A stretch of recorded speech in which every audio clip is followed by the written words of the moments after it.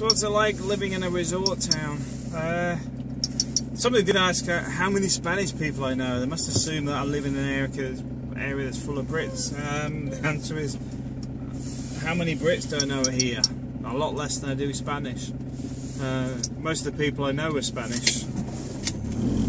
Spanish or from elsewhere, in the sense that they're not English. They're, I mean, you got Igor from Ukraine. Andreas is from Italy, his wife's from Colombia.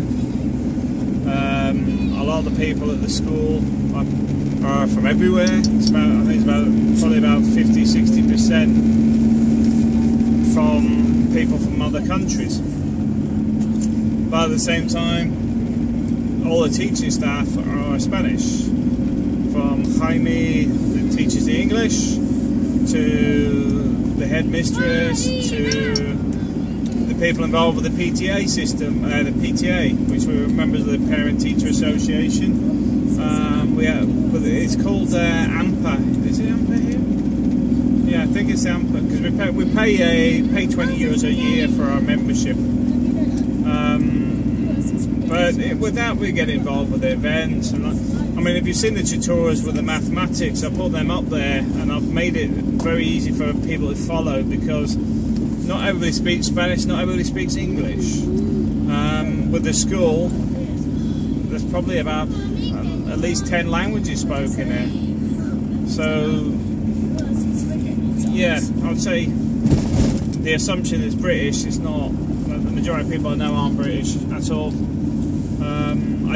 It's not that I'm anti-British myself. It's just the fact that I didn't come to Spain to live in a Brit town. I'm not. It's just not for me. Although we live on the coast and in the holiday areas. I mean, most of the people that come to our place are from Bilbao, Madrid, and Barcelona, except for those that are from everywhere else. So, yeah, it's not really a Brit town at all. I don't even know what the percentage of Brits would be, but it's not high in there. Probably more likely to have more Scandinavians and people from the Netherlands than Brits, except for market day. Market day can be quite full of everybody. I mean, get everybody coming in there, but that's the holiday season. But one of the things I will say, if you're going to live out this sort of way, you've got to bear in mind it is like this sometimes. As you can see, there's not a lot of people walking around. It's pretty quiet. But this time of day here in Spain, that's normal anyway. People generally come out a little bit later. I'm just going to pick April up from her college course. But the point being is, it's not always busy. It's not the same way as it is, say, like in the UK. A lot of time people don't bother eating until about 9 o'clock at night, their evening meal.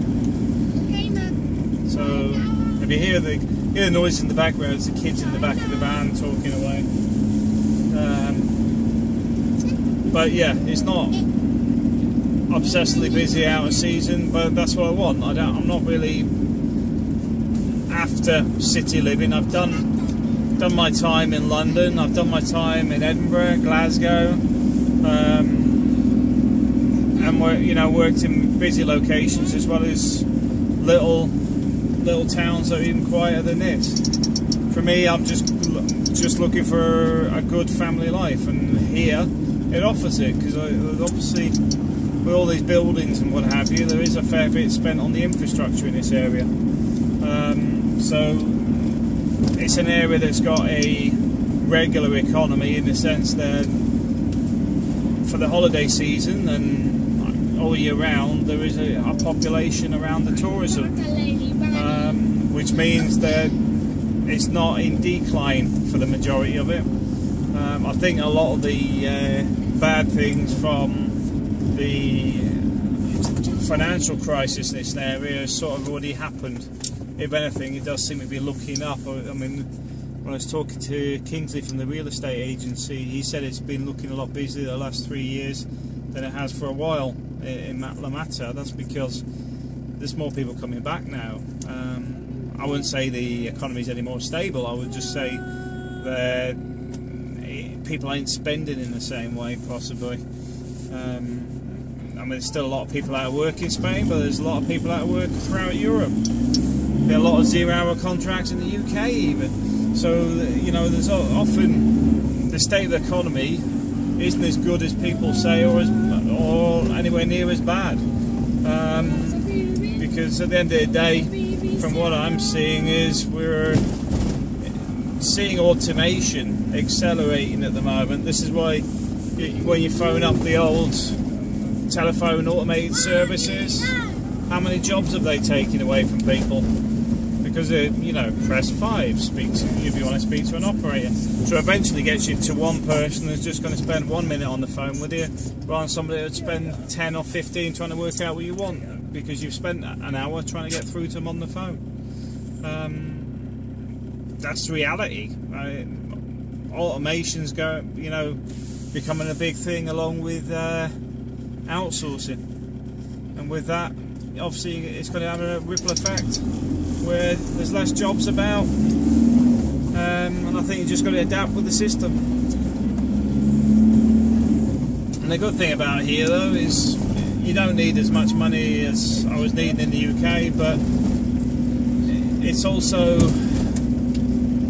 not as stressful. The weather's nice, and you know, if you wanted some basic work, there's plenty of it about.